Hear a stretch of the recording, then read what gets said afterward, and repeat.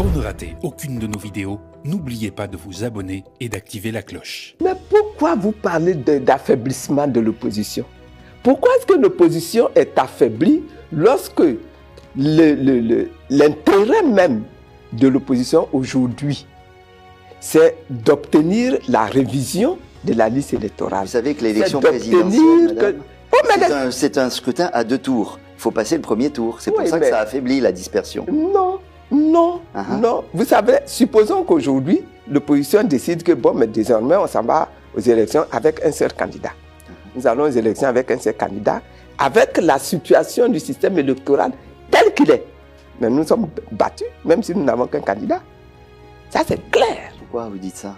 Mais je dis ça parce que le système actuel, tel qu'il est organisé, la liste électorale aujourd'hui, telle qu'elle est bâtie, elle ne peut pas permettre à un candidat qui n'est pas au pouvoir de gagner les élections. Donc, on a vu au municipal. Nous avons vu au municipal. Oui. Moi, au municipal, nous n'avions pas tellement de candidats, notre parti est tout neuf, etc. Mais même des partis comme le PDCI. Vous voyez un petit peu comment les partis ont été laminés au municipal? Parce que le système actuel, là, il n'est pas bon, il n'est pas équitable et il faut qu'elle soit réformée. Donc pour l'instant, vos objectifs sont non idéologiques. C'est l'expression que vous avez employée vous-même lors de la conférence de presse. Et ça tourne autour de l'organisation du scrutin. Donc, est-ce qu'on peut rappeler ce que vous demandez? Vous voulez revoir le découpage électoral en 2 mots? Revoir le découpage. Oui, en 2 mots. Ça signifie quoi? Bon, le découpage électoral, c'est quoi? C'est que nous avons un pays avec un peuple, avec une population dispersée sur toute l'étendue du territoire. Et nous allons élire des députés.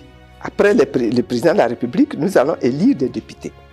Les députés, là, sont issus des circonscriptions électorales. Et lorsque nous avons des circonscriptions électorales, il faut que ce soit équitable.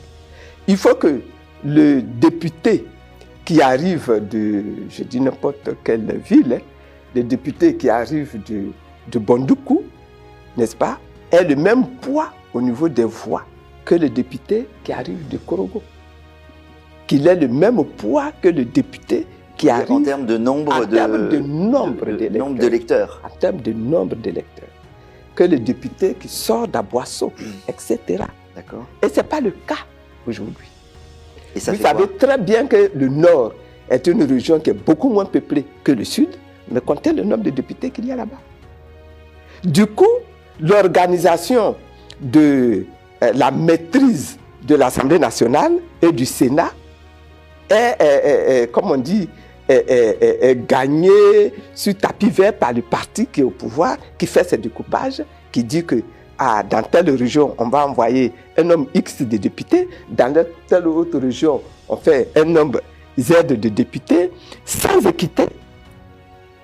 Et puis bon, ça nous permet de contrôler l'Assemblée nationale, d'organiser artificiellement, n'est-ce pas, la maîtrise de cette Assemblée nationale. Alors, l'autre point, ça concerne la révision de la liste électorale. Ça, on va en reparler. La CEI, on vient de le dire un mot. Vous voulez revoir le code électoral aussi, pourquoi? Si nous faisons les réformes, si nous obtenons les réformes à ce niveau-là, automatiquement, le code électoral va devoir être également touché. Ouais. Pour mettre en œuvre tout cela. Ensuite, vous parlez d'une révision constitutionnelle au niveau même des élections. Ouais. Au niveau des élections. Vous savez que pour être candidat au présidentiel, on va vous demander de déposer une caution de 50 millions. Pourquoi est-ce qu'on dépose une caution de 50 millions? Quel est l'Ivoirien qui aujourd'hui là, a les moyens de déposer 50 millions s'il se fonde sur son salaire? Et pourquoi est-ce qu'on a augmenté le niveau jusqu'à 50 millions? Vous savez que la première fois que la caution a été augmentée, c'est le PDCI qui l'a fait. C'est le président au fait qui l'a fait. Parce que le président Gbagbo était le premier candidat dans l'opposition. Et ils se sont organisés pour barrer la route. Donc ils ont regardé combien celui-là est capable de déposer comme caution. Même 10 millions de caution, c'était une affaire à cette époque, pour réunir 10 millions de caution. Vous parlez et aujourd'hui, on est passé à 50 millions. Bon, ben, c'était il y a 30 ans, hein? Donc, Eh ben oui, ben, il y a 30 ans, vous pensez que le pouvoir d'achat des Ivoiriens a augmenté tant que ça? Il y a 30 ans aujourd'hui. Non, mais il y a un sens à la caution. C'est pour éviter des candidatures farfelues aussi. Je veux bien. On est d'accord. Je veux bien. Mais de là à passer à 50 millions, j'estime que c'est un petit peu... Ça, c'est une question de curseur, d'accord, je comprends. Bon. Vous parlez de l'information dans le service public. Enfin bon, l'information, vous êtes quand même... On voit bien que même dans le service public, l'opposition a accès. Ah, En tout cas, il y a des chaînes privées qui accueillent à tour de bras les membres de les l'opposition. chaînes privées, ce n'est pas la chaîne publique. Ouais. Voilà. Allez voir Fraternité Matin et le contenu de Fraternité Matin. Mais vous avez bien vu que récemment, il y a des débats qui sont organisés à la RTI également. Et vous avez vu un petit peu comment ça se passe à la RTI? Les débats sur la CEI? Ben oui. Ouais, il y avait des représentants de l'opposition. Et d'ailleurs, ils ont fait des préalables et c'est eux qui ont un peu, si je peux me permettre, planté l'émission. Non. Si. Non. Ça, c'est mon avis. Et l'émission avait redémarré. Ouais. Et puis, les autres sont rentrés en force, demander à la représentante de la CEI de sortir. On va pas faire un débat ici, mais commencer des émissions en faisant des préalables, c'est pas terrible non plus. Mais ça signifie que justement, C'est de la politique, il y a un madame. problème. Il y a un problème qui n'est pas réglé. Qu'est-ce que vous souhaiteriez? Que nous organisions avec l'État, que nous nous asseyions avec l'État pour discuter toutes ces questions-là et trouver des solutions communes. Donc ces questions que vous égrenez, que vous pointez, la méthode, vous dites, on s'assoit, on discute. Oui, on s'assoit, on discute, on tire des leçons, on prend des conclusions et on applique les conclusions. Mais ces discussions, elles ont eu lieu. Enfin, il y a eu des discussions qui se sont produites en 2000, je crois que c'était 21, 22, non? Oui. Et vous croyez que ça a donné satisfaction? Ça n'a pas donné satisfaction. 2022. Ça n'a pas donné satisfaction. Et ce qui s'est passé, les partis de l'opposition ont protesté en disant ça, ce n'est pas un dialogue. Et nous demandons ce dialogue depuis 2023, 2024. Nous sommes aujourd'hui 2025. Bientôt, vous allez me dire, mais est-ce qu'on a encore le temps? Est-ce que ce n'est pas trop tard? Etc.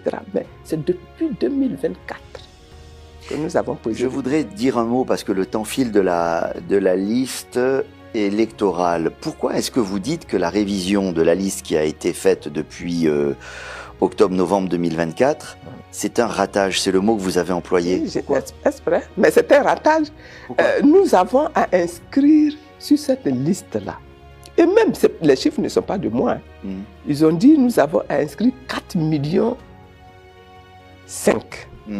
de personnes qui devraient être sur les listes et qui ne sont pas sur les listes. On a inscrit combien? Mais c'est dû à quoi? Mais c'est dû au fait, premièrement, que l'accès même à l'inscription sur la liste est tellement rendu difficile pour la population que les gens se détournent. Difficile comment? Parce qu'on demande des papiers. On demande des papiers. Mais ça, c'est normal. Sinon, je vais demain matin m'inscrire sur la liste électorale. Je suis d'accord. Bon, alors. D'accord. Mais les papiers, il faut les faire. Il faut les obtenir. Et c'est ça, tout le chemin de la croix. C'est un chemin de la croix que d'arriver à obtenir même sa carte nationale d'identité en Côte d'Ivoire. Vous voulez dire quoi? C'est exprès? de nationalité.